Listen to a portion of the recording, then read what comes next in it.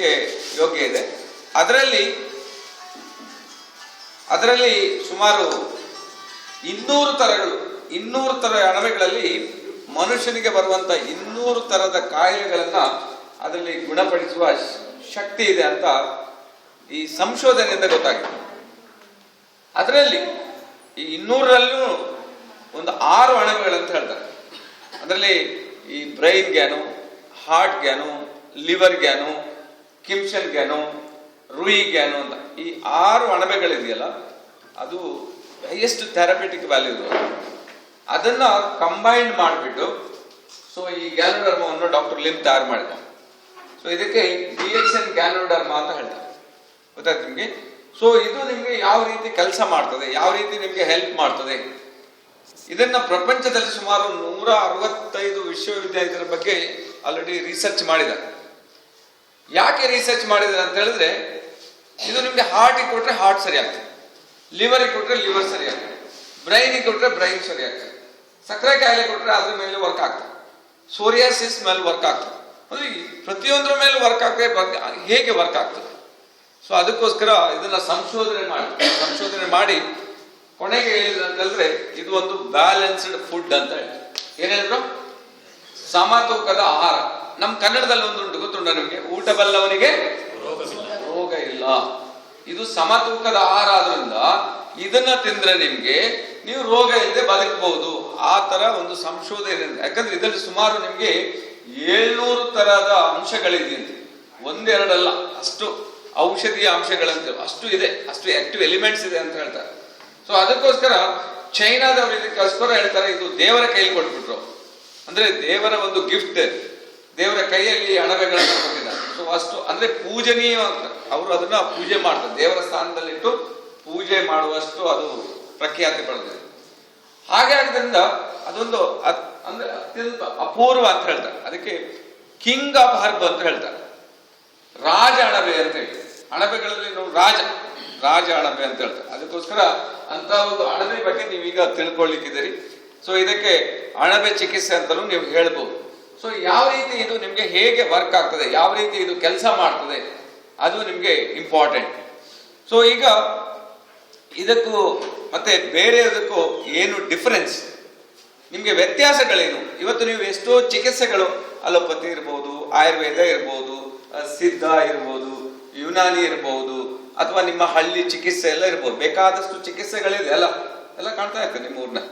ಆದ್ರೆ ಅದಕ್ಕೂ ಈ ಚಿಕಿತ್ಸೆಗೂ ಏನು ಡಿಫರೆಂಟ್, ವ್ಯತ್ಯಾಸಗಳೇನಂತ ನಾವು ಫಸ್ಟ್ ಫೈಂಡ್ ಔಟ್ ಮಾಡಿದ್ರೆ ಆವಾಗ ನಿಮ್ಗೆ ಸ್ವಲ್ಪ ಅದು ಈಸಿ ಅರ್ಥ ಆಗ್ತದೆ.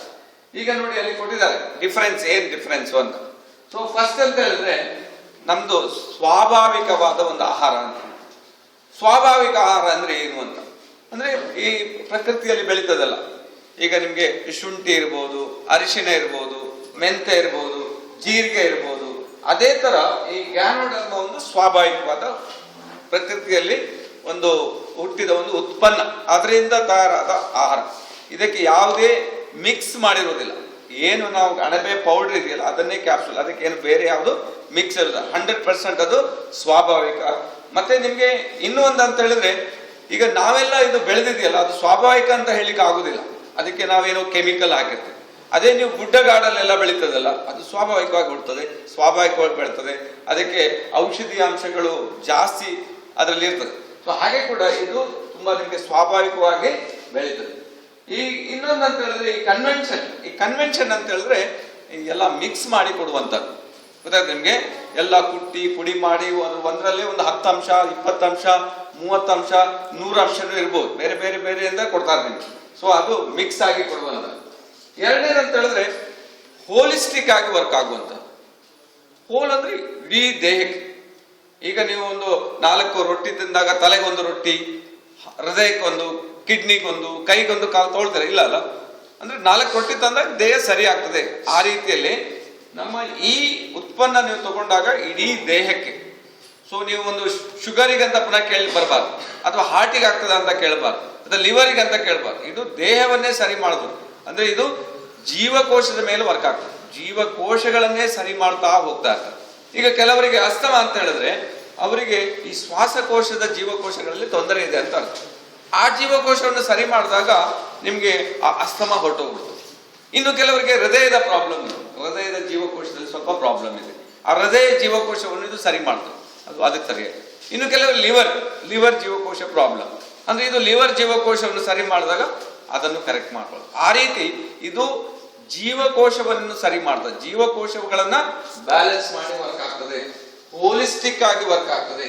ಅದೇ ನೀವು ಹೊರಗಡೆ ಹೋಗಿ ನೋಡಿ, ಕಣ್ಣಿಗೆ ಒಂದು ಡಾಕ್ಟರ್ ಇದ್ದಾರೆ ಅಲ್ವಾ, ಕಿವಿಗೆ ಒಂದು ಡಾಕ್ಟರ್ ಇದ್ದಾರೆ, ಹಲ್ಲಿಗೆ ಒಂದು ಡಾಕ್ಟರ್ ಇದ್ದಾರೆ, ಹಾರ್ಟಿಗೆ ಡಾಕ್ಟರ್, ಕಿವರಿಗೆ ಡಾಕ್ಟರ್, ಕಿಡ್ನಿಗೆ ಡಾಕ್ಟರ್ ಅಲ್ವಾ, ಬೇರೆ ಬೇರೆ ಬೇರೆ ಡಾಕ್ಟರ್.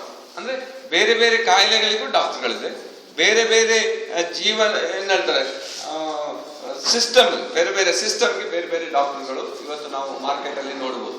ಆದ್ರೆ ಇದು ಹಾಗಲ್ಲ, ಒಂದೇ. ಸೊ ನಾವು ಆರೋಗ್ಯದ ಬಗ್ಗೆ ಮಾತಾಡ್ತೀವಿ. ಆರೋಗ್ಯ ಅಂದ್ರೆ ಏನು, ಆರೋಗ್ಯ ಹೇಗೆ ಉಳಿಸ್ಕೊಳ್ಬಹುದು. ಅದೇ ನಿಮ್ಗೆ ಡಾಕ್ಟರ್ ಹತ್ರ ಹೋದಾಗ ಏನ್ ಹೇಳ್ತಾರೆ, ಏನಪ್ಪಾ ಏನಾಗಿದೆ ನಿನ್ಗೆ ಅಂದ್ರೆ ಕಾಯಿಲೆ ಬಗ್ಗೆನೇ ಮಾತಾಡೋದು. ನಿಮ್ಗೆ ಅಲ್ಲಿ ಅಪ್ರೋಚ್ ಹಾಗೆ, ಈಗ ಇದು ಗುಣ ಆಗಿಲ್ಲ ಇನ್ನೊಂದು, ಗುಣ ಆಗಿಲ್ಲ ಮತ್ತೊಂದು, ಇನ್ನು ಗುಣ ಆಗಿಲ್ಲ ಇನ್ನು, ಆ ತರ.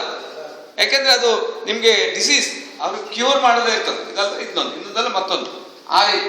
ಬಟ್ ಇದರಲ್ಲಿ ನಮ್ಗೆ ಹಾಗಿರೋದಿಲ್ಲ. ಆರೋಗ್ಯ, ನಿಮ್ಮ ಆರೋಗ್ಯವನ್ನು ಉಳಿಸ್ಕೊಳ್ಳಿ, ಆರೋಗ್ಯ ಹಾಳಾಗಿದ್ದಾಗೆ ನೋಡ್ಕೊಳ್ಳಿ ಅಂತ. ನೆಕ್ಸ್ಟ್ ಅಂತ ಹೇಳಿದ್ರೆ ಪ್ರಿವೆನ್ಷನ್. ಸೊ ಈಗ ಕಾಯಿಲೆ ಬಂದ ನಂತರ ನಿಮ್ಗೆ ಎಷ್ಟು ಟೆನ್ಷನ್ ಇದೆ, ಎಷ್ಟು ಪ್ರಾಬ್ಲಮ್ ಇದೆ, ಎಷ್ಟು ಅದರ ಸೈಡ್ ಎಫೆಕ್ಟ್ ಅನ್ನ ನೀವು ಫೇಸ್ ಮಾಡ್ಬೇಕಾಗ್ತದೆ. ಆದ್ರೆ ಇಲ್ಲಿ ಪ್ರಿವೆನ್ಷನ್ ಬರ್ದಿದ್ದಾಗೆ, ನಿಮ್ಗೆ ಕಾಯಿಲೆನೇ ಬರ್ದಿದ್ದಾಗೆ ಹೇಗೆ ಬದುಕುವುದು, ಕಾಯಿಲೆನೇ ಇಲ್ಲ ಅಂದ್ರೆ ಹೇಗೆ ಬದುಕುವುದು. ಈಗ ನೋಡಿ, ನೀವೊಂದು ವೆಹಿಕಲ್ ತಗೊಳ್ತೀರಿ, ವೆಹಿಕಲ್ಗೆ ಹೇಳ್ತಾರೆ ಅವರು 1 ವರ್ಷಕ್ಕೊಮ್ಮೆ ಸರ್ವಿಸ್ ಮಾಡಲೇಬೇಕು ಅಂತ. ನಿಮ್ ಗಾಡಿ ಚೆನ್ನಾಗಿ ಓಡ್ತಾ ಇದೆ, ಮತ್ತೆ ಯಾಕೆ ಸರ್ವಿಸ್ ಮಾಡ್ತೀರಿ? ನೋಡಿದ್ರಾ, ಈಗ ಏನಾಗ್ತದೆ ಅಂತ ಹೇಳಿದ್ರೆ, ನೀವು ಸರ್ವಿಸೇ ಮಾಡಲಿಲ್ಲ ಅಂತ ಹೇಳಿದ್ರೆ ನಿಮ್ ಗಾಡಿ ಎಲ್ಲೋ ಮಧ್ಯದಲ್ಲಿ ನಿಂತು ಹೋಗ್ಬೋದು, ಗೊತ್ತಿಲ್ಲ ನಿಮ್ಗೆ. ಸೊ ಬಟ್ ಅದನ್ನ ಕರೆಕ್ಟ್ ಆಗಿ ಸರ್ವಿಸ್ ಮಾಡ್ತಾ ಇದ್ರೆ ಗಾಡಿಗೆ ಏನು ತೊಂದರೆ ಇಲ್ಲದೆ ಹೋಗ್ತಾನೆ ಇರ್ತದೆ. ಅದೇ ತರ ನಮ್ಮ ಗಾಡಿನೂ, ಈ ಗಾಡಿನೂ ಹಾಗೆ. ನೀವು ಸರ್ವಿಸ್ ಮಾಡಲಿಲ್ಲ, ನೀವು ಸರ್ವಿಸ್ ಮಾಡ್ಲಿಕ್ಕೆ ರೆಡಿ ಇರ್ಬೇಕು. ನಿಮ್ಮ ಮನೆಯೆಲ್ಲ ಕಸ ಗುಡಿಸಿ ಕ್ಲೀನ್ ಮಾಡ್ತೀರಿ, ಅದೇ ದೇವಸ್ಥಾನ ಎಲ್ಲ ಕ್ಲೀನ್ ಮಾಡ್ತೀರಿ, ಆಫೀಸ್ ಎಲ್ಲ ಕ್ಲೀನ್ ಮಾಡ್ತೀರಿ. ಆದ್ರೆ ನಿಮ್ಮ ಈ ದೇಹ ಒಂದು ಕ್ಲೀನ್ ಮಾಡಿದ್ದು ನೆನ್ಪುಂಟ ನಿಮ್ಗೆ? ಹೊರಗಡೆ ಹಾಕಿ ಸ್ನಾನ ಎಲ್ಲ ಮಾಡ್ಬೋದು, ಆದ್ರೆ ಒಳಗಡೆ ನೀವು ಎಲ್ಲ ತಿಂತೀರಲ್ಲ, ಏನೇನೋ ತಿಂತೀರಿ, ಗೋಪಿ ಮಂಚೂರಿ, ಚಿಕನ್ 65, 75, 100 ಏನೋ, ಮತ್ತೆ ಬೇರೆ ಬೇರೆ ಐಟಮ್, ಎಗ್ ಬಿರಿಯಾನಿ ಅಲ್ವಾ, ಡಿಫ್ರೆಂಟ್ ಐಸ್ ಕ್ರೀಮ್ ಎಲ್ಲ ತಿಂತೀರಿ. ಕೆಲವರು ಬಾಯೆಲ್ಲ ತೊಳಿಬಹುದು, ಆದ್ರೆ ಒಳಗೆ ಹೋಗಿದ್ದು ಹೇಗೆ ತೊಳೆಯುದು? ಕಷ್ಟ. ಅದಕ್ಕೋಸ್ಕರ ನಾನು ಹೇಳುದು ನಿಮ್ಗೆ, ಇದೇನಾಗ್ತದೆ ಅಂತ ಹೇಳಿದ್ರೆ ನಿಮ್ಗೆ ಕಂಪ್ಲೀಟ್ ಬಾಡಿ ಇದೆಯಲ್ಲ ಅದನ್ನೇ ಕರೆಕ್ಟ್ ಪ್ರಿವೆಂಟ್ ಮಾಡ್ತದೆ. ನೆಕ್ಸ್ಟ್ ಅಂದ್ರೆ ಅಲ್ಲಿ ಹೋದ್ರೆ ಕ್ಯೂರ್ ಅಂತ ಹೇಳ್ತಾರೆ. ನೆಕ್ಸ್ಟ್ ಅಂದ್ರೆ ಸಪ್ಲಿಮೆಂಟ್. ತುಂಬಾ ಜನರಿಗೆ ಈ ಸಪ್ಲಿಮೆಂಟ್ ಬಗ್ಗೆ ಗೊತ್ತಿರೋದಿಲ್ಲ. ಪೂರಕ ಉತ್ಪನ್ನಗಳಂದ್ರೆ ಏನು ಅಂತ. ಈಗ ನಿಮ್ಗೆ ಹಿಂದಿನ ಕಾಲಕ್ಕೆ ಹೋಗ್ತೀರಿ, ಹಿಂದಿನ ಕಾಲದಲ್ಲಿ 90 ವರ್ಷ 100 ವರ್ಷ ಆರಾಮ್ ಬದುಕಿದ್ರು. ಯಾಕೆಂದ್ರೆ ಅವರಿಗೆ ಈ ಪೂರಕ ಉತ್ಪನ್ನಗಳ ಅಗತ್ಯ ಇರಲಿಲ್ಲ. ಯಾಕಂತ ಹೇಳಿದ್ರೆ ಎಲ್ಲ ಸಾವಯವ ಕೃಷಿ ಪದ್ಧತಿ. ಆವಾಗ ಯಾವುದೇ ನಿಮ್ಗೆ ಅದರಲ್ಲಿರುವ ಯಾವುದು ಎಲಿಮೆಂಟ್ಸ್, ಮೈಕ್ರೋ ಮ್ಯಾಕ್ರೋ ಎಲಿಮೆಂಟ್ಸ್ 100% ಇರ್ತಿದ್ರು, ಅದು ತಿಂತಾ ಇದ್ರು. ಆದ್ರೆ ಇವತ್ತೆಲ್ಲ ಏನ್ ಮಾಡಿದ್ವಿ ನಾವು? ಕೆಮಿಕಲ್ ಎಲ್ಲ, ಫರ್ಟಿಲೈಸರು, ಪೆಸ್ಟಿಸೈಡ್ಸು, ಯೂರಿಯಾ, ಪೊಟ್ಯಾಶ್ ಇದೆಲ್ಲ ಹಾಕಿ ಬೆಳೆಸೋದ್ರಿಂದ ಅದರಲ್ಲಿರುವ ಸೂಕ್ಷ್ಮ ಪೋಷಕಾಂಶಗಳೆಲ್ಲ ಹೋಗ್ಬಿಟ್ಟಿರ್ತದೆ, ಇರುವುದಿಲ್ಲ. ಅದಕ್ಕೋಸ್ಕರ ನೀವು ಎಕ್ಸ್ಟ್ರಾ ತಗೋಬೇಕಾಗುತ್ತೆ. ಆ ರೀತಿಯಲ್ಲಿ ನಿಮ್ಗೆ ಸಪ್ಲಿಮೆಂಟ್ಸ್ ಅಗತ್ಯ ಬೇಕು. ಪ್ರತಿಯೊಬ್ಬರಿಗೂ ಈಗ ಸಪ್ಲಿಮೆಂಟ್ ಇಲ್ಲ ಅಂತ ಹೇಳಿದ್ರೆ ಅವನಿಗೆ ಅಷ್ಟು ಆರೋಗ್ಯ ಪ್ರಾಬ್ಲಮ್ ಬರ್ಬೋದು. ನೀವು ಅದಕ್ಕೆ ನೀವು ಕಾಯಿಲೆ ಬಂದ್ರೆ ಏನಾಗ್ತದೆ? ನಿಮ್ಗೆ ಡ್ರಗ್ ಕೊಡ್ತಾರೆ. ಡ್ರಗ್ ಅಂದ್ರೆ ಏನು? ಆದಷ್ಟು ನಿಮ್ಗೆ ಕೆಮಿಕಲ್ ಕಾಂಪೋಸಿಷನ್ ಇಂದ ತಯಾರು ಮಾಡ್ತಾರೆ. ಅದನ್ನ ಕೊಡ್ಲಿಕ್ಕೆ ನಿಮ್ಗೆ ಡಾಕ್ಟ್ರೇ ಬೇಕು. ಡಾಕ್ಟರ್ ಇಲ್ಲದ್ರೆ ಸುಮ್ಮನೆ ನೀವು ಡ್ರಗ್ ಎಲ್ಲ ತಗೋಬಾರ್ದು, ಅವರ ಪ್ರಿಸ್ಕ್ರಿಪ್ಷನ್ ಅಲ್ಲೇ ತಗೋಬಹುದು. ಯಾಕಂದ್ರೆ ಅದು ಕರೆಕ್ಟ್ ಆಯಾ ಕಾಯಿಲೆಗೆ ಅಂತ ರೆಡಿ ಮಾಡಿರ್ತಾರೆ. ಅದಕ್ಕೋಸ್ಕರ ನೀವು ಅವ್ರ ಹತ್ರ ಕೇಳಿದ್ರೆ ತಗೋಬೇಕಾಗುತ್ತೆ. ಲಾಸ್ಟ್ ನಮ್ಮ ಗುರಿ ಏನಂತ ಹೇಳಿದ್ರೆ ವೆಲ್ನೆಸ್, ಆರೋಗ್ಯವಾಗಿ ಬದುಕು. ನಾವು ಕ್ಷೇಮ, ನಿಮ್ಮಗಳ ಕ್ಷೇಮಕ್ಕೆ ಪತ್ರ ಬರೆಯಿರಿ. ಹಿಂದೆ ಈಗ ಯಾರು ಬರೆಯೋದಿಲ್ಲ, ಪತ್ರ ಬರೆಯೋರಿರ್ಲಿಲ್ಲ. ಸೊ ಅದ ಕ್ಷೇಮ. ಸೊ ಕ್ಷೇಮವಾಗಿ ನೀವು ಬದುಕುದು ಹೇಗೆ? ಸೊ ಅಲ್ಲಿ ಹೋದ್ರೆ ನಿಮ್ಗೆ ಕರೆಕ್ಷನ್ ಮಾಡ್ತಾ ಹೋಗ್ತಾ ಇರ್ತಾರೆ. ಈ ರೀತಿ ನಿಮ್ಗೆ ಈ ಡಿಫರೆನ್ಸ್, ಅದಕ್ಕೂ ಇದಕ್ಕೂ ಏನು ಡಿಫರೆನ್ಸ್ ಅಂದ್ರೆ ನಿಮ್ಗೆ ಗೊತ್ತಾಗ್ತದೆ. ಸೊ ನೆಕ್ಸ್ಟ್ ಅಂತ ಹೇಳಿದ್ರೆ ಆರೋಗ್ಯದ 4 ಕಂಬಗಳು ಯಾವುದು ಅಂತ. ಆರೋಗ್ಯದಲ್ಲಿ 4 ಕಂಬಗಳು ಕೊಟ್ಟಿದ್ದಾರೆ. ಫಸ್ಟ್ ಕಂಬ, ಸೊ ಯಾವುದೇ ನೀವು ತಗೊಳ್ಳಿ ಅದರಲ್ಲಿ ನಿಮ್ಗೆ ನಂಬಿಕೆ ಅಂತ ಇಂಪಾರ್ಟೆಂಟ್. ಎಲ್ಲಿಗೆ ತಗೊಳ್ಳಿ, ಏನೇ ತಗೊಳ್ಳಿ, ನೀವು ನಂಬಿಕೆಯಿಂದ ಅದು ತಗೊಳ್ಳದಿದ್ರೆ ಅದು ನಿಮ್ಗೆ ವರ್ಕ್ ಆಗೋದು ಭಾರಿ ಕಷ್ಟನೇ. ಯಾವುದೇ ತಗೊಂಡ್ರೆ ನೀವು ಪಾಸಿಟಿವ್ ಮೆಂಟಲ್ ಆಟಿಟ್ಯೂಡ್, ನೀವು ಒಳ್ಳೆಯದನ್ನೇ ಬಯಸಬೇಕು, ಒಳ್ಳೆಯದನ್ನೇ ನೋಡಬೇಕು, ನಿಮ್ಗೆ ಒಳ್ಳೆಯದೇ ಆಗ್ತದೆ ಅಂತ. ಆ ರೀತಿ ನೀವು ಇದ್ದಾಗ ಮಾತ್ರ ನಿಮ್ಗೆ ಯಾವುದೇ ಟ್ರೀಟ್ಮೆಂಟ್ ನಿಮ್ಗೆ ವರ್ಕ್ ಆಗ್ತದೆ. ಹೋಗ್ಬೇಕಾದ್ರೆ ಇದು ತಗೋಬೇಕಾದ್ರೆ ಇದು ವರ್ಕ್ ಆಗ್ತದೋ ಇಲ್ವೋ, ಇದು ಆಗ್ತದ ನಡೀತದೋ ಇಲ್ವೋ, ಅವಾಗ ನಿಮ್ದು 50% ವರ್ಕೇ ಆಗೋದಿಲ್ಲ. ಯಾಕಂದ್ರೆ ನಿಮ್ಮ ಮೈಂಡ್ ಅದಕ್ಕೆ ರೆಡಿ ಆಗೋದಿಲ್ಲ. ಸೊ ಅದಕ್ಕೋಸ್ಕರ ಫಸ್ಟ್ ನೀವು ಪಾಸಿಟಿವ್ ಮೆಂಟಲ್ ಆಟಿಟ್ಯೂಡ್. ಎರಡನೇದು ಹೆಲ್ದಿ ಲೈಫ್ ಸ್ಟೈಲ್ ಇರ್ಬೇಕಂತ. ಹೆಲ್ದಿ ಲೈಫ್ ಸ್ಟೈಲ್ ಅಂತ ಹೇಳಿದ್ರೆ ನೀವೆಲ್ಲ ಬೇಕಾದ್ರೆ ನೋಡಿ, ನೀವೆಲ್ಲ ಇಲ್ಲಿ ಹಸಿವೆ ಆಗಿ ಸಾಧಾರಣ ಊಟ ಮಾಡೋರಿದ್ದಾರೆ. ಈ ಬೆಂಗಳೂರು ಅಂತ ಸಿಟಿಗೆ ಹೋಗಿ ನೋಡಿ, ಅವರು ಹಸಿವೆ ಆಗಿ ಊಟ ಮಾಡೋದಿಲ್ಲ. ಅವರು ಟೈಮ್ ಆಯ್ತು ಊಟ ಮಾಡೋದು ನೋಡಿ, ಬೇಕಾದ್ರೆ ಬೆಳಿಗ್ಗೆ ಎದ್ದಾಗ ಟೈಮ್ ಆಯ್ತು ಅಂತ ಎಷ್ಟು ಬೇಗ ಹಾಕಿ ಓಡ್ಬೇಕು, ಟೈಮ್ ಆಯ್ತು.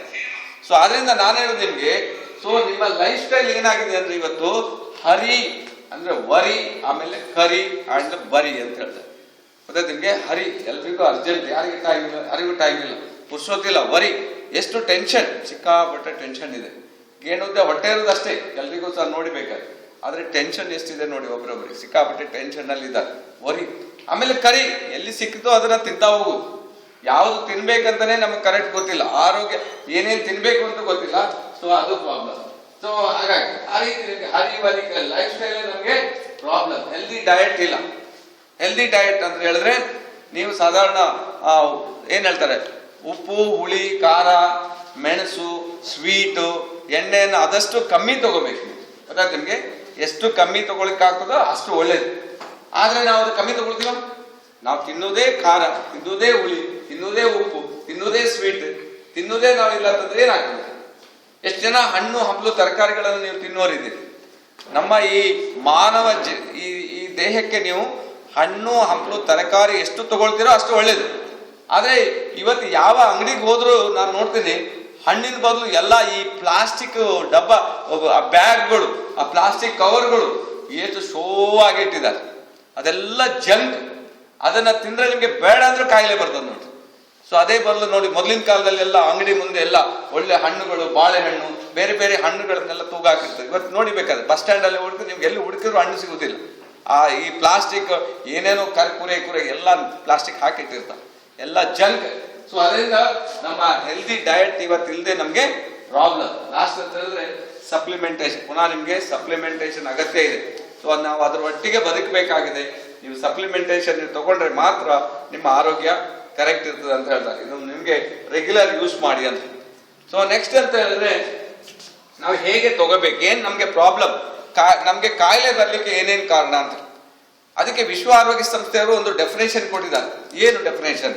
ಡೆಫಿನೇಷನ್ ಅಂತ ಹೇಳಿದ್ರೆ ಎರಡು ರೀತಿಯಲ್ಲಿ. ಒಂದು ಟಾಕ್ಸಿನ್. ಟಾಕ್ಸಿನ್ ಇಂದ ಮನುಷ್ಯನಿಗೆ ಪ್ರಾಬ್ಲಮ್ ಬರ್ತದೆ. ಏನೇನು ಟಾಕ್ಸಿನ್ ತಗೊಳ್ತಾ ಇದ್ದೀರಿ ನೀವು ಅವ್ರು ಹೇಳ್ತಾರೆ ವಿಷವನ್ನು ತಗೊಳ್ತೀರಂತ. ಹೇಗೆ ನೀವು ಏನ್ ಇವತ್ತು ಊಟ ಮಾಡ್ತೀರಿ, ಏನು ತಿಂಡಿ ತಿಂತೀರಿ, ಏನ್ ಆಹಾರ ತಗೊಳ್ತೀವಿ, ಅದೆಲ್ಲ ಕಲುಷಿತವಾಗಿದೆ. ಎಲ್ಲ ಕೆಮಿಕಲ್ ಫರ್ಟಿಲೈಸರ್ಸ್ ಇರೋದ್ರೆ ಅದು ಹಾಕಿರೋದ್ರಿಂದ ಅದು ನಮ್ಗೆ ಪ್ರಾಬ್ಲಮ್ ಆಗಿದೆ. ಅದರಿಂದ ನಾವೀಗ ಅದ್ರ ಜೊತೆಗೆ ಪ್ರಿಸರ್ವೇಟಿವ್ ಯೂಸ್ ಮಾಡ್ತೀವಿ, ಸ್ವಲ್ಪ ಕಲರ್ ಯೂಸ್ ಮಾಡ್ತೀವಿ, ಜಾಸ್ತಿ ಉಪ್ಪು ತಗೊಳ್ತೀವಿ, ಜಾಸ್ತಿ ಸ್ವೀಟ್ ತಗೊಳ್ತೀವಿ, ಜಾಸ್ತಿ ಎಣ್ಣೆ ತಗೊಳ್ತೀವಿ.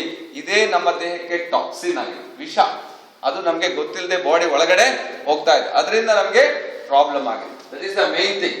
ಸೊ ಎರಡನೇದಾಗಿ ಹೇಳ್ತಾರೆ, cause by internal and external factors such as stress, modern lifestyle, free radicals, air pollution, polluted modern and lifestyle ಅಂತ ಆಗಿದ್ದಾರೆ. ಸೊ ಅದ್ರ ಜೊತೆಗೆ ನಾವು ಏನು ಉಸಿರಾಡ್ತೀವಿ ಅದು ನಮ್ಗೆ ಪ್ರಾಬ್ಲಮ್ ಇದೆ. ಏನು ನೀರು ಕುಡಿತೀರಿ ಅದ್ರಲ್ಲೆಲ್ಲ ಕೆಮಿಕಲ್ಸ್ ಇದೆ. ಆಮೇಲೆ ಅದ್ರ ಜೊತೆಗೆ ನಮ್ಗೆ ಬೀಡಿ, ಸಿಗರೇಟು, ಗುಟ್ಕಾ ಎಲ್ಲ ತಿಂತೀವಿ, ಅದು ನಮ್ಮ ದೇಹಕ್ಕೆ ಪ್ರಾಬ್ಲಮ್. ಅದ್ರ ಜೊತೆಗೆ ನಮ್ಗೆ ರೇಡಿಯೇಷನ್, ಏನಿವತ್ತು ರೇಡಿಯೇಷನ್ ಇದೆಯಲ್ಲ ಅದು ನಮ್ಗೆ ಪ್ರಾಬ್ಲಮ್ ಆಗ್ತದೆ. ಅಂದ್ರೆ ಟೋಟಲಿ ನಾವು ಏನಾಗ್ತೀವಿ ಅಂದ್ರೆ ಎಲ್ಲ ಇದು ಡಸ್ಟ್ ಬಿನ್ ಆಗಿದೆ ಅಂತ ಹೇಳ್ತೀವಿ. ಗೊತ್ತಾಯ್ತು ನಿಮ್ಗೆ? ಡಸ್ಟ್ ಬಿನ್ ತುಂಬಿಸ್ಕೊಳ್ಳಿ, ಏನೆಲ್ಲ ಸಿಕ್ಕಿ ತುಂಬಿಸ್ಕೊಳ್ಳಿ, ಡಸ್ಟ್ ಬಿನ್ ಆಗೋಗಿದೆ. ಇದೆಲ್ಲ ನಮ್ಗೆ ಮೇನ್ ಪ್ರಾಬ್ಲಮ್ ಆಗಿದೆ. ಸೊ ಇದು ಒಂದ್ ಕಡೆಯಿಂದ ಟಾಕ್ಸಿನ್, ಇನ್ನೊಂದು ಕಡೆಯಿಂದ ಜನರಿಗೆ ಕೊರತೆಗಳಿದೆ, ಡಿಫಿಷಿಯನ್ಸಿ ಅಂತ ಹೇಳಿ. ಎಷ್ಟು ಜನರಿಗೆ ಡಿಫಿಷಿಯನ್ಸಿ? ವಿಟಮಿನ್ ಎ ಡಿಫಿಷಿಯನ್ಸಿ ಕಣ್ಣಿನ problem, vitamin C deficiency blood problem, vitamin D deficiency bones problem, vitamin B12 ನಿಮ್ಗೆ ಜಾಯಿಂಟ್ ಪ್ರಾಬ್ಲಮ್. ಎಷ್ಟೋ ನಿಮ್ಗೆ ಕೊರತೆಗಳಿಂದ ಮನುಷ್ಯನಿಗೆ ಇವತ್ತು ಪ್ರಾಬ್ಲಮ್. ಇವತ್ತು ವಿಶ್ವ ಆರೋಗ್ಯ ಸಂಸ್ಥೆ ಹೇಳ್ತಾರೆ 40,000 ಮಕ್ಕಳು ಪ್ರತಿದಿನ ಸಾಯ್ತಾರೆ ಅಂತ. 2 ಕಾರಣಗಳಿಂದ. ಒಂದು ಅಂತ ಹೇಳಿದ್ರೆ ನಿಮ್ಗೆ ರಕ್ತಹೀನತೆಯಿಂದ. ರಕ್ತಹೀನತೆ ದೊಡ್ಡ ಒಂದು ಪಿಡುಗು ಅಂತ ಹೇಳ್ಬೋದು. ಎಷ್ಟು ಜನರಿಗೆ ಈ ಪಿಡುಗಿನಿಂದ ಹಿಮೋಗ್ಲೋಬಿನ್ ದೇಹದಲ್ಲಿ ಇರುವುದಿಲ್ಲ, ರಕ್ತ ಕಮ್ಮಿ ಆಗುದು. ಅದರಿಂದ ನಿಮಗೆ ಪ್ರಾಬ್ಲಮ್ ಬಂದ್ಬಿಡುತ್ತೆ. ಎರಡನೇದಾಗಿ ಪೌಷ್ಟಿಕಾಂಶದ ಕೊರತೆಯಿಂದ ನಿಮ್ಗೆ ದೇಹಕ್ಕೆ ಏನು ವಿಟಮಿನ್ಸು, ಮಿನರಲ್ಸು, ಕಾರ್ಬೋಹೈಡ್ರೇಟು ಎಲ್ಲ ಪೌಷ್ಟಿಕಾಂಶ ನಿಮಗೆ ಬ್ಯಾಲೆನ್ಸ್ ಇರಬೇಕಂದ್ರೆ ಪೌಷ್ಟಿಕ ಆಹಾರ ಬೇಕು, ಅದು ಇಲ್ಲ ನಮಗೆ. ಅದರಿಂದಾಗಿನೂ ಪ್ರಾಬ್ಲಮ್ ಆಗ್ತದೆ. ಅಂದ್ರೆ ಕೊರತೆಯಿಂದ ಮನುಷ್ಯ ಪ್ರಾಬ್ಲಮ್. ಇನ್ನು ನೆಕ್ಸ್ಟ್ ಅಂತ ಹೇಳಿದ್ರೆ ಜಾಸ್ತಿ ಎಕ್ಸೆಸ್, ದೇಹಕ್ಕೆ ನಿಮಗೆ ಎಕ್ಸೆಸ್ ಆಗೋದು. ಯಾವ್ದೆಲ್ಲ ಎಕ್ಸೆಸ್? ನಮಗೆ ಪುನಃ ನಿಮಗೆ ಕೊಲೆಸ್ಟ್ರಾಲ್ ಎಕ್ಸೆಸ್ ಆಗ್ತದೆ, ಅದು ಪ್ರಾಬ್ಲಮ್. ಫ್ಯಾಟ್ ಎಕ್ಸೆಸ್ ಆಗ್ತದೆ, ಅದು ಪ್ರಾಬ್ಲಮ್ ಆಗ್ತದೆ ನಿಮಗೆ. ಇನ್ನು ಕೆಲವರಿಗೆ ಕಿಡ್ನಿಯಲ್ಲಿ ಹರಳಾಗ್ತದೆ, ಅದು ಪ್ರಾಬ್ಲಮ್. ಇನ್ನು ಕೆಲವರಿಗೆ ಯೂರಿಕ್ ಆಸಿಡ್ ಅಂತ ಗಂಟು ನೋವೆಲ್ಲ ಬರ್ತದೆ, ಅದು ನಿಮಗೆ ಅದು ಪ್ರಾಬ್ಲಮ್. ಅಥವಾ ನಿಮಗೆ ಬಿಳಿ ರಕ್ತ ಕಣ ಜಾಸ್ತಿ ಆಗುತ್ತೆ, ಎಕ್ಸೆಸ್ ಆಗಿ, ಅದು ಪ್ರಾಬ್ಲಮ್. ದೇಹದಲ್ಲಿ ನಿಮಗೆ ಕೆಲವು ಗಂಟುಗಳು ಏನ್ ಹೇಳ್ತಾರೆ ಗಡ್ಡೆಗಳು ಎಲ್ಲ ಬಂದ್ಬಿಡುತ್ತೆ. ಇದೆಲ್ಲ ನಿಮಗೆ ಪ್ರಾಬ್ಲಮ್. ಇದು ದೇಹದಲ್ಲಿ ಎಕ್ಸೆಸ್ ಆಗ್ಬಾರ್ದು, ಅದು ಎಕ್ಸೆಸ್ ಆಗ್ತಾ ಇದೆ, ಅದರಿಂದನೂ ನಿಮಗೆ ಪ್ರಾಬ್ಲಮ್. ನೆಕ್ಸ್ಟ್ ಒಂದು ಪ್ರಾಬ್ಲಮ್ ಅಂದ್ರೆ ಹಾರ್ಮೋನ್. ನಿಮ್ಮ ದೇಹದಲ್ಲಿ ಹಾರ್ಮೋನ್ಗಳು ಬ್ಯಾಲೆನ್ಸ್ ಆಗಿರಬೇಕು ಅಂತ. ಕೆಲವರಿಗೆ ನೋಡಿ ಇವತ್ತು ಹೇಳ್ತಾರೆ, ಬೆಂಗಳೂರು ಹೋಗಿ ನೋಡಿ, ಎಲ್ಲರೂ ಥೈರಾಯ್ಡ್ ಟೆಸ್ಟ್ ಮಾಡ್ಬೇಕು ಹೇಳ್ತಾರೆ. ಥೈರಾಯ್ಡ್ ಹಾರ್ಮೋನ್ ಎಲ್ಲ ಅಸಮತೋಲನ ಆಗೋಗ್ಬಿಡುತ್ತೆ. ಸೊ ಅದು ನಿಮಗೆ ಪ್ರಾಬ್ಲಮ್ ಆಗ್ತದೆ. ಇನ್ನು ಕೆಲವರಿಗೆ ಪಿಟ್ಯೂಟರಿ ಹಾರ್ಮೋನ್, ಅದೊಂದು ಗ್ರಂಥಿ, ಅಲ್ಲಿ ಆ ಗ್ರಂಥಿಯಲ್ಲಿ ಪ್ರಾಬ್ಲಮ್. ಇನ್ನು ಇನ್ಸುಲಿನ್ ಹಾರ್ಮೋನ್, ಅದು ಪ್ರಾಬ್ಲಮ್ ಆಯ್ತು, ಸಕ್ಕರೆ ಕಾಯಿಲೆ, ವೇರಿಯೇಷನ್. ಲೇಡೀಸಿಗೆ ಇದು ಮುಟ್ಟಿನ ಪ್ರಾಬ್ಲಮ್, ಹಾರ್ಮೋನ್ ಇಂಬ್ಯಾಲೆನ್ಸ್. ಸೊ ಬೇರೆ ಬೇರೆ ಹಾರ್ಮೋನ್ಗಳು ಅಸಮತೋಲನ ಆದ್ರೆ ನಿಮಗೆ ಪ್ರಾಬ್ಲಮ್ ಬರ್ತದೆ. ಅದರಿಂದ ಇದನ್ನ ನೀವು ಯಾವ ರೀತಿ ಸರಿ ಮಾಡ್ಲಿಕ್ಕೆ ಆಗ್ತದೆ? ಅವ್ರು ಹೇಳ್ತಾರೆ ಈಟಿಂಗ್ ಹ್ಯಾಬಿಟ್, ಈಟ್ ಟೂ ಮಚ್. ಜನ ಲಿಮಿಟ್ ಜಾಸ್ತಿ ತಿಂದ್ರೂ ಪ್ರಾಬ್ಲಮ್. ಸಾವಕಾಶವಾಗಿ ಊಟ ಮಾಡ್ಬೇಕು ಹೇಳ್ತಾರೆ. ಹೊಟ್ಟೆ ಸ್ವಲ್ಪ ನೀವು ಇಟ್ಟೇಕ ಫುಲ್ ಊಟ ಮಾಡಿದ್ರು ನಿಮ್ಗೆ ಪ್ರಾಬ್ಲಮ್ ಆಗ್ತದೆ. ಸ್ವಲ್ಪ ನೀವು ಲಿಮಿಟ್. ಆಮೇಲೆ ಈ ಟೂ ಆಫರ್. ಇನ್ ಕೆಲವರು ಇದ್ದಾರೆ ತಿಂತಾನೆ ಇರು, ಏನೋ ಒಂದೆಲ್ಲ ಒಂದು ತಿಂತಾನೆ ಇರೋದು, ಅದು ಮಾಡಬಾರ್ದು. That is must be A gap. Next ಹೇಳ್ತಾರೆ ಟೂ ಫಾಸ್ಟ್, ಎಕ್ದಮ್ ಫಾಸ್ಟ್ ತಿನ್ನೋದು, ಅದು ಮಾಡಬಾರ್ದು ಹೇಳ್ತಾರೆ. ಸೊ ಇನ್ನು ನಿಮ್ಗೆ ಈ ಟೂ ಮಚ್ ಆಸಿಡಿಕ್ ಅಂದ್ರೆ ಈ ಆಮ್ಲೀಯವಿರುವ ಉತ್ಪನ್ನಗಳನ್ನ ನೀವು ಅಂದ್ರೆ ಉಪ್ಪು, ಹುಳಿ, ಖಾರ ಇದನ್ನ ನೀವು ಜಾಸ್ತಿ ತಿಂದ್ರೆ ನಿಮ್ಗೆ ದೇಹಕ್ಕೆ ಪ್ರಾಬ್ಲಮ್ ಆಗ್ತದೆ. ಆಮೇಲೆ ಟೂ ಮಚ್ ತುಂಬಾ ಡೀಪ್ ಕುಕ್ ಮಾಡೋದು, ಡೀಪ್ ಅಡಿಗೆ ಅಂದ್ರೆ ತುಂಬಾ ಫ್ರೈ ಮಾಡೋದು, ಡೀಪ್ ಫ್ರೈ ಮಾಡೋದು, ಜಾಸ್ತಿ ಬೇಯಿಸುವುದು, ಇದರಿಂದ ನಿಮ್ಗೆ ಪ್ರಾಬ್ಲಮ್, ಇದು ಒಳ್ಳೇದಲ್ಲ ಅಂತ. ಆಮೇಲೆ ಸ್ವಲ್ಪ ತರಕಾರಿ ತಿನ್ನೋದು, ತರಕಾರಿ ಜಾಸ್ತಿ ತಿನ್ಬೇಕು, ಸ್ವಲ್ಪ ತಗೊಳ್ತೇವೆ, ಅದು ಸ್ವಲ್ಪ ನೀವು ಜಾಸ್ತಿ ತಂದ್ರೆ ಒಳ್ಳೇದು, ಅದನ್ನ ತಿನ್ನೋದಿಲ್ಲ. ಇದರಿಂದಾಗಿ ಏನಾಗ್ತದೆ ನಿಮ್ಗೆ ಪ್ರಾಬ್ಲಮ್ ಆಗ್ತದೆ ಅಂತ ಹೇಳ್ತಾರೆ. ಹಾಗೆ ಈ ದೇಹ ಯಾವ ರೀತಿ ಕೆಲಸ ಮಾಡ್ತದೆ ನೋಡಿ. ನಮ್ಮ ದೇಹದ ಸಿಸ್ಟಮ್ ಏನಂತ, ದೇಹದಲ್ಲಿ 3 ಸಿಸ್ಟಮ್ ಕೊಟ್ಟಿದ್ದಾರೆ. 3 defence level of body to deal with the toxin. ಈ ಟಾಕ್ಸಿನ್ಸ್ ನೀವು ತಗೊಳ್ತೀರಿ. ನಿಮ್ ದೇಹದಲ್ಲಿ ಟಾಕ್ಸಿನ್ಸ್ ಇದೆ ಅಂತ ಹೇಗೆ ಗೊತ್ತಾಗ್ತದೆ? ಕೆಲವರಿಗೆ ಕಣ್ಣು ಉರಿ ಬರ್ತದೆ, ಎದೆ ಚುಚ್ಚಿದಾಗ ಆಗ್ತಾ ಇದೆ ಅಂತ ಹೇಳ್ತಾರೆ. ಇನ್ನು ಕೆಲವರಿಗೆ ಉಸಿರಾಡ್ಲಿಕ್ಕೆ ಸರಿ ಆಗುದಿಲ್ಲ, ದಮ್ ಬರುವಂತದ್ದು. ಇನ್ನು ಕೆಲವರು ಹೊಟ್ಟೆ ದುಬ್ಬಾಗಿರುವುದು, ಹೊಟ್ಟೆ ಗಟ್ಟಿಯಾಗಿರುವುದು, ಅಥವಾ ಅಜೀರ್ಣ ಆಗುವುದು, ಅಥವಾ ಯಾವಾಗಲೂ ತೇಗು ಬರ್ತಾ ಇರುವುದು. ಇನ್ನು ಕೆಲವರಿಗೆ ಮೋಷನ್ ಸರಿ ಹೋಗುದಿಲ್ಲ, ಯೂರಿನ್ ಮಾಡ್ಬೇಕಾದ್ರೆ ಉರಿ ಬರ್ತಾ ಇರೋದು. ಏನಾಗಿದೆ? ನಿಮ್ಮ ಮಿಷನ್ ನಲ್ಲಿ ಪ್ರಾಬ್ಲಮ್ ಆಗಿದೆ, ಈ ಮಿಷನ್ ನಲ್ಲಿ ಸರಿ ಇಲ್ಲ, ಅದಕ್ಕೆ ನಿಮ್ಗೆ ಎಲ್ಲ ಸಿಂಪ್ಟಮ್ ಕೊಡ್ತಾ ಇರ್ತದೆ. ಬೇರೆ ಬೇರೆ ರೀತಿಯಲ್ಲಿ ನಿಮ್ಗೆ ಸಿಂಪ್ಟಮ್ಗಳು ಬರ್ತಾ ಇರ್ತದೆ. ಸಿಂಪ್ಟಮ್ಸ್, ಈ ಸಿಂಪ್ಟಮ್ಸ್ ಗಳು ಬಂದಿದೆ ಅಂತ ಹೇಳಿದ್ರೆ ನಿಮ್ಮ ದೇಹ, ನಿಮ್ಮ ಇಂಜಿನ್ ಸರಿ ಇಲ್ಲ ಅಂತ. ಈಗ ನಮ್ಮ ಒಂದು ಕಾರ್ ಇದೆ,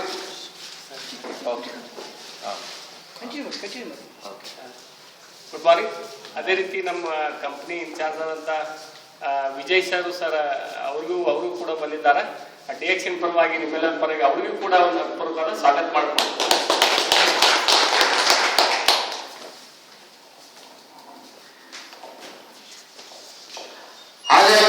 ಇದು ಮೂರು ರೀತಿಯಲ್ಲಿ ಯಾವ ರೀತಿ ನಮ್ಮ ಇದನ್ನ ಸರಿ ಮಾಡ್ತಾರೆ. ಈಗ ನೀವು ಆಲ್ರೆಡಿ ನಿಮ್ಗೆ ಈ ತರ ನಾನು ಹೇಳಿದ ಚಿಹ್ನೆಗಳ ಕಂಡು ಬಂದಿದೆ ಅಂತ ಹೇಳಿದ್ರೆ ನಿಮ್ಮ ದೇಹ ಸ್ವಲ್ಪ ನಿಮ್ಗೆ ಪ್ರಾಬ್ಲಮ್ ಇದೆ ಅಂತ, ಯಾವುದೋ ಒಂದು ಪ್ರಾಬ್ಲಮ್ ಅಲ್ಲಿ ನೀವು ಸಿಕ್ಕಾಕೊಂಡಿದ್ರಿ. ಸೊ ದೇಹಕ್ಕೆ ನಿಮ್ಗೆ ಯಾವುದೇ ಚಿಹ್ನೆ ಬರಲ್ಲ. ಸೊ ಈಗ ನೀವು ಕಾರ್ ಇದೆ, ಕಾರ್ ಓಡಿಸ್ತಾ ಇರ್ತೀರಿ, ಕಾರಲ್ಲಿ ಅಲ್ಲಿ ಸಿಗ್ನಲ್ ಬರ್ತದೆ ನಿಮ್ಗೆ. ಏನ್ ಸಿಗ್ನಲ್? ಪೆಟ್ರೋಲ್ ಕಮ್ಮಿ ಆದ್ರೂ ಕೂಡ ಒಂದು ಬ್ಲಿಂಕ್ ಆಗ್ತದೆ, ಪೆಟ್ರೋಲ್ ಕಮ್ಮಿ ಆಗ್ತಾ ಇದೆ ಅಂತ ರೆಡ್ ಸಿಗ್ನಲ್ ಬರ್ತದೆ. ನೀವೇನ್ ಮಾಡ್ಬೇಕು? ಆ ಲೈಟ್ ಸರಿ ಮಾಡ್ಲಿಕ್ಕೆ ಹೋಗ್ಬಾರ್ದಲ್ಲ, ಏನ್ ಮಾಡ್ಬೇಕು? ಪೆಟ್ರೋಲ್ ಗೊತ್ತಾಯ್ತಾ ನಿಮ್ಗೆ? ಬಟ್ ನೀವೇನ್ ಮಾಡ್ತೀರಿ? ಕೆಲವರು ತಲೆನೋವು ಆದ್ರೂ ಕೂಡ ತಲೆನೋವಿಗೆ ಅನಾಸಿನ್ ತಗೊಂಡ್ಬಿಡ್ತೀರಿ ನೀವು, ಅಲ್ಲೇ ನಿಮ್ಗೆ ಪ್ರಾಬ್ಲಮ್ ಇರುತ್ತೆ. ಅದನ್ನ ಸರಿ ಮಾಡ್ಲಿಕ್ಕೆ ಹೋಗ್ಬೇಡಿ. ತಲೆನೋವು ಬರ್ಲಿಕ್ಕೆ ಹಲವಾರು ಕಾರಣಗಳಿದೆ, ಅರ್ಥ ಮಾಡಿ ನಾನು ಹೇಳೋದನ್ನ, ಗೊತ್ತಾಯ್ತಾ ನಿಮ್ಗೆ? ಆದ್ರಿಂದ ನಿಮ್ಗೆ ಚಿಹ್ನೆ ಬಂದಿದೆ ಅಂತ ಅರ್ಥಕ್ಕೆ ಚಿಹ್ನೆಯನ್ನ ಸರಿ ಮಾಡ್ಲಿಕ್ಕೆ ಹೋಗಬಾರ್ದು. ಚಿಹ್ನೆ ಬರ್ಲಿಕ್ಕೆ ಕಾರಣಗಳಿದೆ, ಆ ಕಾರಣಗಳನ್ನ ನೀವು ಕರೆಕ್ಟ್ ಮಾಡ್ಬೇಕು, ಅವಾಗ ಮಾತ್ರ. ಹಾಗೆ ಕೂಡ ನಮ್ಮ ಈ ಲೆವೆಲ್ ಇದು ಹೇಗೆ ವರ್ಕ್ ಮಾಡ್ತದೆ, ಯಾವ ರೀತಿ ವರ್ಕ್ ಮಾಡ್ತದೆ ನಿಮ್ಗೆ ಕರೆಕ್ಟ್ ಅರ್ಥ ಮಾಡ್ತದೆ. ಓಕೆ, ಫಸ್ಟ್ ಲೆವೆಲ್ ಈ ದೇಹ ಹೇಗೆ ನೋಡುವ, ದೇಹದಲ್ಲಿ ಯಾವ ರೀತಿ ಸಿಸ್ಟಮ್ ಇದೆ ನೋಡುವ. First level of defence discharge phase ಅಂತ. ಡಿಸ್ಚಾರ್ಜ್ ಅಂದ್ರೆ ನೀವು ಏನು ಬಾಡಿಯಲ್ಲಿ ತಗೊಳ್ತೀರೋ ಅದು ಒಳ್ಳೆಯದನ್ನ ತಗೊಂಡು ಬೆಳೆದ ಏನ್ ಮಾಡ್ತದೆ, ಹೊರಗಾಗ್ತದೆ.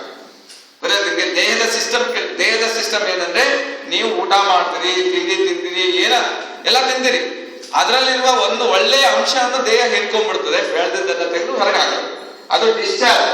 ಸೊ ಅದನ್ನ ಹೇಗೆ ಮಾಡ್ತದೆ, 3 ಲೆವೆಲ್ ಅಲ್ಲಿ ಮಾಡ್ತದೆ ಆ ಕೆಲಸವನ್ನು. ಇದು 3 ಲೆವೆಲ್ ಅಲ್ಲಿ ನಮ್ಮ ದೇಹ ಮಾಡ್ತದೆ, ಸರಿ ಅರ್ಥ ಮಾಡಿ. ಸೊ ಫಸ್ಟ್ ಲೆವೆಲ್ ಅಲ್ಲಿ ಡಿಫೆನ್ಸ್ ಅಲ್ಲಿ ಡಿಸ್ಚಾರ್ಜ್ ಫೇಸ್ ಹೊರಗಡೆ ಆಗ್ತದೆ.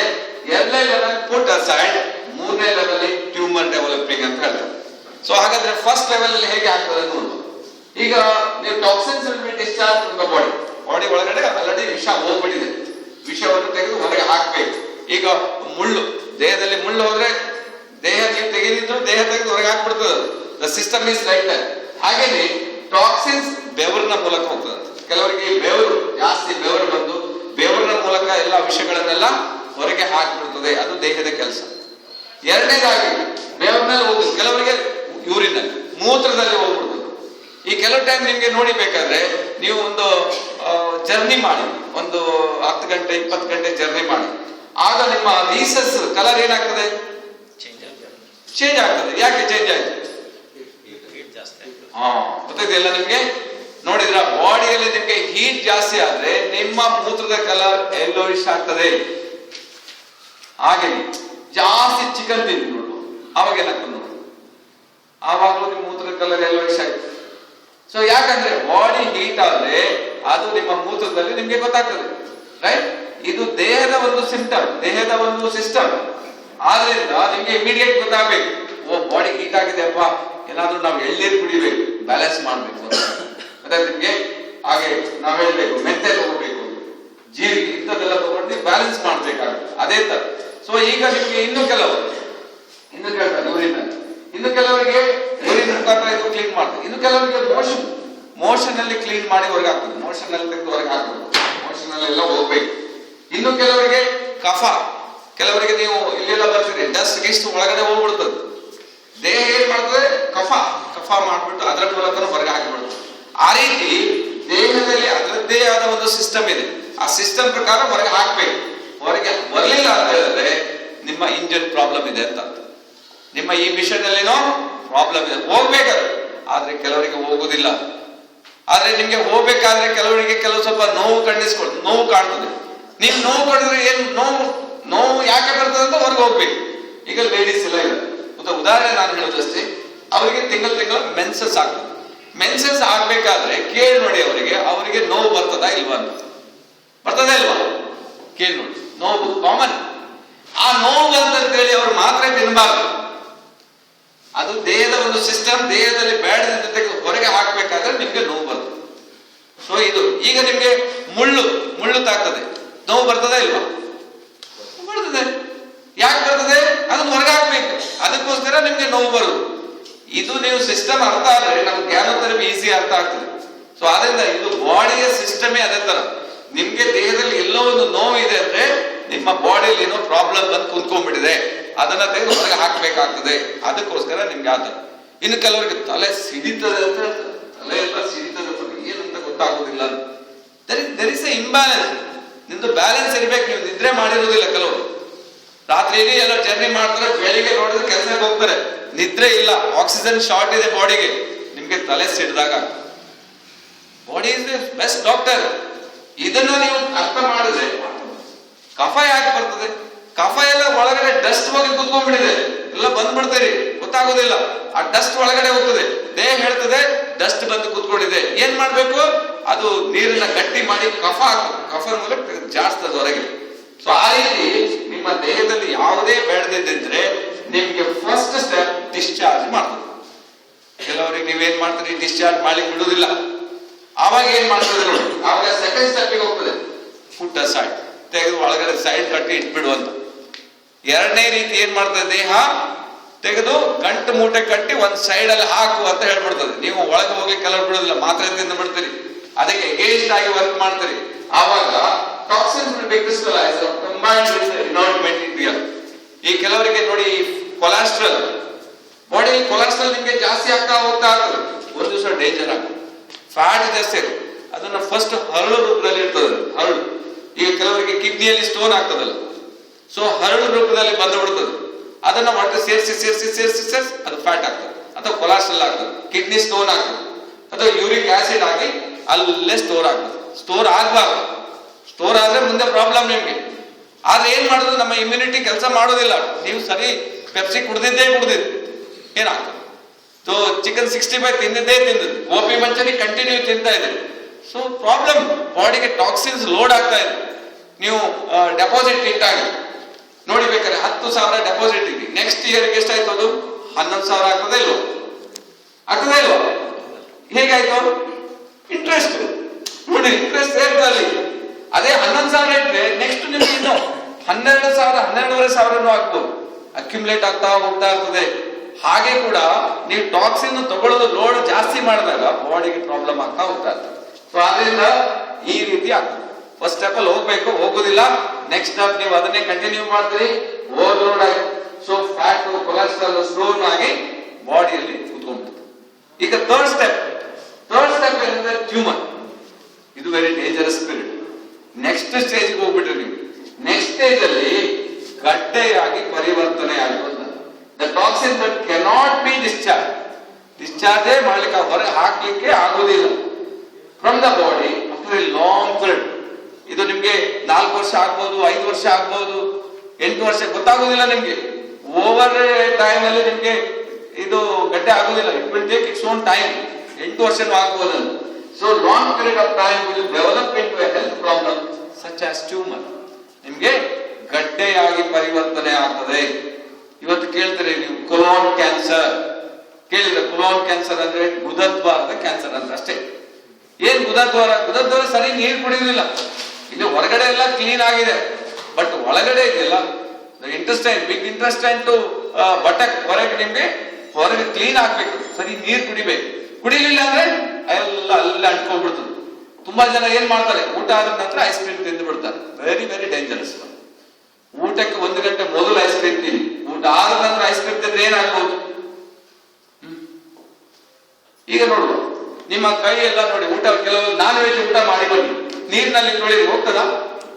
ನಾನ್ ವೆಜ್ ಅಲ್ಲಿ ಊಟ ಮಾಡ್ತಾ ಜಿಡ್ಡೆಲ್ಲ ಇರ್ತದಲ್ಲ, ಏನ್ ಹಾಕಿ ತೊಳಿತೀರಿ? ಸೋಪ್ ಹಾಕಿ ತೊಳಿತೀರಿ, ಹೋಗ್ತದೆ. ಈಗ ಒಳಗೆ ಅದನ್ನೇ ಒಳಗೆ ತಿಂದಿದ್ರಲ್ಲ, ಯಾವ ಸೋಪ್ ಹಾಕಿ ತೊಳಿರಿ? ಒಳಗೆ ಹೇಗೆ ತೊಳಿದ್ರಿ? ಒಳಗೆ ಸೋಪ್ ಹಾಕಿ. ಅಟ್ಲೀಸ್ಟ್ ನೀವ್ ಏನ್ ಮಾಡ್ಬೇಕು, ಜಪಾನ್ ಅವ್ರ ಕಲಿಬೇಕು. ಏನ್ ಮಾಡ್ತಾರೆ, ಬಿಸಿ ನೀರು, ಬಿಸಿ ಟೀ ಕುಡಿತಾರೆ, ಒಂದೊಂದು ಜಗ್ ಅಂತ. ಊಟ ಆದ ನಂತರ ಒಂದೊಂದು ಜಗ್, ಅವ್ರ ದೊಡ್ಡ ಕ್ಯಾಟಲ್ ಇರ್ತದೆ, ಹಾಕಿ ಹಾಕಿ ಕುಡಿತಾರೆ. ಅದಕ್ಕೋಸ್ಕರ ಊಟ ಆದ ನಂತರ ಐಸ್ ಕ್ರೀಮ್ ತಿನ್ನೋದು ಬಿಟ್ಟು ಇದನ್ನ ಕುಡಿ. ಇಲ್ಲ ಅಂದ್ರೆ ನಿಮ್ಗೆ ಏನ್ ತಿಂದಿದ್ರೆ ಎಲ್ಲ ಪೈಪ್ ಲೈನ್ ಅಲ್ಲೇ ಸೇರ್ಕೊಂಡು ಅಲ್ಲೇ ಇರ್ತದೆ. ವಾಸನೆ ನಿಮ್ಗೆ ನಲ್ಲಿ ಎಲ್ಲ ನೋಡಿ ಹೊರಗಡೆ ಬ್ಲಾಕ್ ಆದ್ರೆ ಏನಾಗ್ತದೆ, ವಾಸನೆ ಜಾಡ್ಸದೆ ಸೇಮ್ ಬಾಡಿ ಒಳಗಡೆ ಆಗುತ್ತೆ. ಅದು ನಿಮ್ಗೆ ಪ್ರಾಬ್ಲಮ್. ಅದೇನಾಗ್ತದೆ ಅಂದ್ರೆ ಟ್ಯೂಮರ್, ಕ್ಯಾನ್ಸರ್. ಈಗ ಮೂಲವ್ಯಾಧಿ ಪ್ರಾಬ್ಲಮ್, ಎಷ್ಟು ಜನ ನೋಡಿ ಮೂಲವ್ಯಾಧಿ ಪ್ರಾಬ್ಲಮ್ ಹೇಳ್ತಾರೆ, ಹೀಟ್ ಜಾಸ್ತಿ ಆಯ್ತು, ಬಾಡಿ ಒಳಗಡೆ ಸ್ಟೋರ್ ಆಯ್ತು, ಸೊ ಅದು ನಿಮ್ಗೆ ಟ್ಯೂಮರ್ ಆಗಿ ಕನ್ವರ್ಟ್ ಆಗ್ತದೆ. ಟ್ಯೂಮರ್ ಆದ್ರೂ ಕೂಡ ನೀವು ಬಿಟ್ಟಿದ್ರಿ, ಕ್ಯಾನ್ಸರ್ ಆಗ್ಬೋದು.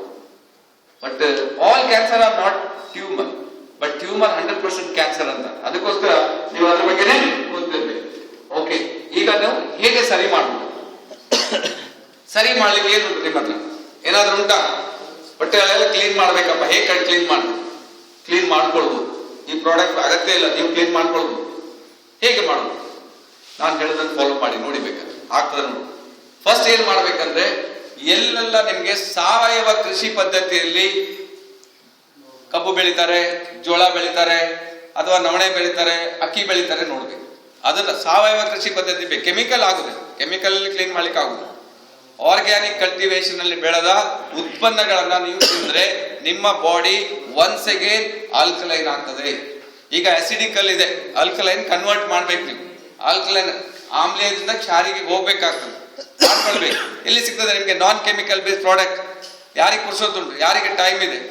ಒಳ್ಳೆಯ ಗಾಳಿ ತಗೋಬೇಕು, ಅಂದ್ರೆ ಯಾವುದೇ ವೆಹಿಕಲ್ ಹಿಮಾಲಯಕ್ಕೆ ಹೋಗ್ಬೇಕಷ್ಟೇ, ಒಳ್ಳೆ ಗಾಳಿ ಸಿಗ್ಬೋದೇನು, ಅಲ್ಲಿ ಹೋದ್ರೆ ಆಗ್ಬೋದು. ಅಥವಾ ನೀರು, ಒಳ್ಳೆ ನೀರು ತಗೋಬೇಕು, ಬೆಸ್ಟ್. ನಿಮ್ಗೆ ನೀರು ಎಲ್ಲಿ ನದಿ ಹುಡ್ತದೆ ಹೋಗ್ಬೇಕು ನೀವು, ಎಲ್ಲಿ ಭಾಗಮಂಡಲ ಕಾವೇರಿ ಹುಡ್ತದೆ, ಅಲ್ಲಿ ಆಗ್ತದ ಇಲ್ಲ. ಸೊ ಹಾಗಾಗಿ ನಾವು ತಗೊಳ್ಳೋದು ಪ್ರತಿ ಒಂದು ಪ್ರಾಬ್ಲಮ್ ಇದೆಯಲ್ಲ, ಸೊ ಆದ್ರಿಂದ ನಮ್ಗೆ ಏನಾಗ್ತದೆ, ಸೊ ಒಂದು ಪ್ರಾಬ್ಲಮ್. ಈಗ ನೀವು ಯಾವ ರೀತಿ ಇದನ್ನ ಕರೆಕ್ಟ್ ಮಾಡ್ಬೋದು, ಯಾವ ರೀತಿ ಕರೆಕ್ಟ್ ಮಾಡ್ಲಿಕ್ಕೆ ಸಾಧ್ಯತೆ ಉಂಟು. ಸೊ ನಿಮ್ಗೆ ಅದು ಆಗ್ಲಿಲ್ಲ ಅಂದ್ರೆ ಡಾಕ್ಟರ್ ಲಿಮ್ ಏನ್ ಕೊಟ್ಟಿದ್ದಾರೆ ನಿಮ್ಗೆ, ಗ್ಯಾನೋಡರ್ ಗ್ಯಾನೋಡರ್ ನೋಡಿದ್ರೆ ಕೆಂಪು ಅಣಬೆ ಎಷ್ಟು ಚೆನ್ನಾಗಿ ನೋಡಿ ಇದು ಗ್ಯಾನೋಡರ್. ಈ ಗ್ಯಾನೋಡರ್ಮ ನಿಮ್ಮ ದೇಹವನ್ನು ಇದು ಕ್ಲೀನ್ ಮಾಡ್ತದೆ. ದೇಹದಲ್ಲಿ ಯಾವುದೇ ನಿಮ್ಗೆ ಕಶ್ಮಲ, ಯಾವುದೇ ನಿಮ್ಗೆ ಅನ್ವಾಂಟೆಡ್, ಅದನ್ನೆಲ್ಲ ಕ್ಲೀನ್ ಮಾಡಿ ಹೊರಗಡೆ ಆಗ್ತದೆ. ಆ ರೀತಿಯಲ್ಲಿ ನಿಮ್ಗೆ ಇದು ಕೆಲಸ ಮಾಡ್ತದೆ. ಸೊ ಹಾಗಾಗಿ ಸೊ ಇದನ್ನ ಯಾವ ರೀತಿ ವರ್ಕ್ ಆಗ್ತದೆ, ಯಾವ ರೀತಿ ಕೆಲಸ ಮಾಡ್ತದೆ ಇದು. ಸೊ ಈಗ ನಾವು ನೋಡುವ ಒನ್ ಬೈ ಒನ್. ಇದರಲ್ಲಿ ಎರಡು ಪಾರ್ಟ್, ಒಂದು ಹೂವಿನ ಭಾಗ ಮತ್ತೆ ಬೇರಿನ ಭಾಗ. ಆರ್ಜಿ ಅಂತ ಹೇಳಿದ್ರು, ಆರ್ಜಿ ಅಂದ್ರೆ ರಿಷಿ ಗ್ಯಾನ, ಇದರ ಹೂವಿನ ಭಾಗ 100 ದಿವಸದ ಕೃಷಿ ಅದು. ಇನ್ನೊಂದು ಜಿಎಲ್ ಗ್ಯಾನೋಸೀಲಿಯಂ, ಅದರ ಬೇರಿನ ಭಾಗ. ಎರಡು ಪಾರ್ಟ್ ಇದೆ, ಒಂದು ಹೂವಿನ ಭಾಗ, ಇನ್ನೊಂದು ಬೇರಿನ ಭಾಗ. ಸೊ ಈಗ ನೀವು ಈ ಆರ್ಜಿಯಲ್ಲಿ ಸಾಧಾರಣ ರೀಸೆಂಟ್ ಪ್ರಕಾರ 700 ಆಕ್ಟಿವ್ ಎಲಿಮೆಂಟ್ಸ್ ಇದೆ ಅಂತ ಹೇಳ್ತಾರೆ, 700 ಆಕ್ಟಿವ್ ಎಲಿಮೆಂಟ್ಸ್. ಇದು ತಗೊಂಡಾಗ ಏನ್ ಮಾಡ್ತದೆ, ಇದು ತಗೊಂಡಾಗ ದೇಹದ ಒಳಗೆ ಹೋಗ್ತದೆ, ಎಲ್ಲ ಜೀವಕೋಶಕ್ಕೆ ಹೋಗ್ತದೆ, ಎಲ್ಲಾ ಜೀವಕೋಶಕ್ಕೆ ಹೋಗ್ತದೆ. ಜೀವಕೋಶದ ಒಳಗೆ ಹೋಗಿ ಎಲ್ಲ ಹುಡುಕ್ತದೆ, ಏನೇನು ನಮ್ಮ ದೇಹಕ್ಕೆ ಬೇಡ ಇದೆ ಅದನ್ನೆಲ್ಲ ಹುಡುಕ್ತದೆ. ಅಂದ್ರೆ ಇದು ಇಮ್ಯುನಿಟಿನ ಆಕ್ಟಿವೇಟ್ ಮಾಡ್ತದೆ. ಇಮ್ಯುನಿಟಿ ಆಕ್ಟಿವೇಟ್ ಆದಾಗ immunity will take care your toxin. Toxin ನೋಡ್ತದೆ, ಹುಡುಕ್ಬಿಟ್ಟು ಅದನ್ನ ತೆಗೆದು ಹೊರಗೆ ಹಾಕ್ಲಿಕ್ಕೆ ಶುರು ಮಾಡ್ತದೆ. ಆರ್ಜಿ ಏನ್ ಮಾಡ್ತದೆ, ನಿಮ್ಗೆ ಏನೇನು ದೇಹದಲ್ಲಿ ಬೇಡವೋ ಅದನ್ನೆಲ್ಲ ತೆಗೆದು ಹೊರಗೆ ಹಾಕ್ಲಿಕ್ಕೆ ಶುರು ಮಾಡ್ತದೆ, ಒನ್ ಬೈ ಒನ್ ಹೊರಗೆ ಹಾಕ್ತದೆ. That is the main thing. ಆರ್ಜಿ support the body in detoxification.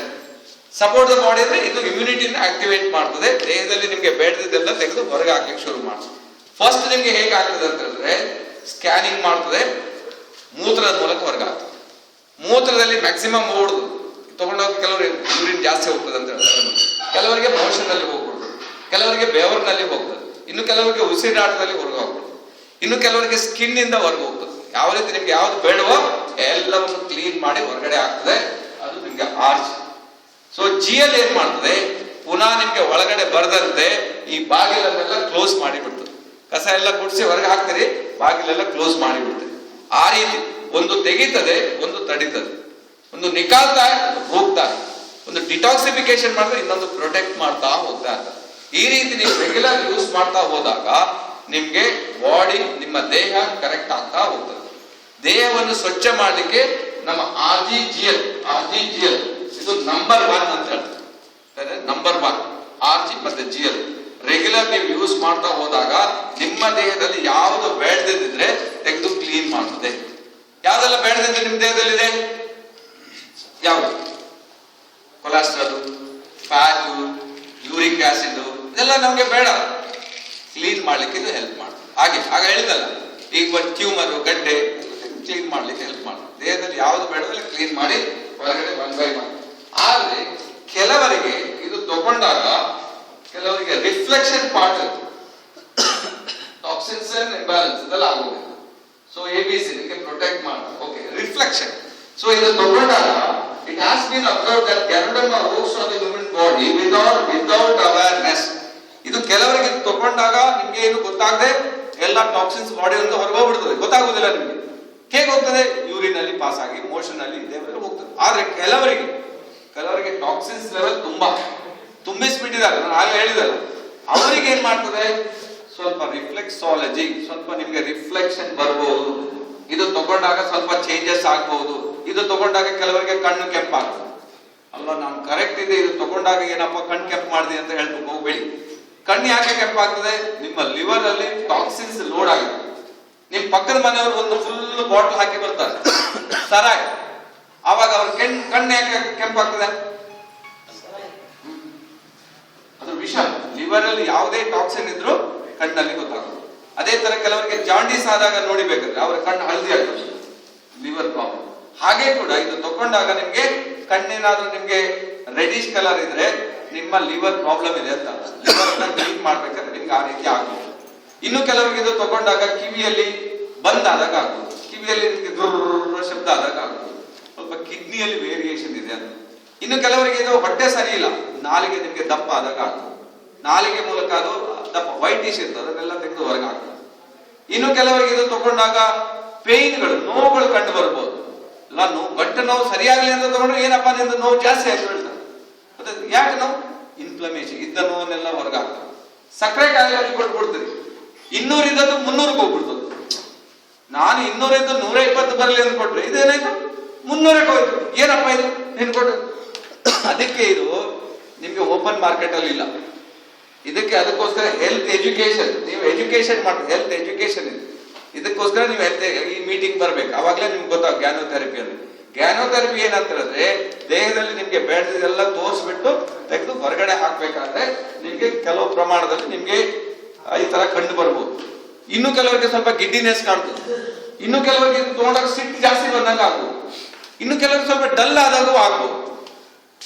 Emotional imbalance ಆಗ್ತದೆ, ಇಮೋಷನಲಿ ಸ್ವಲ್ಪ ನಿಮ್ಗೆ ವೇರಿಯೇಷನ್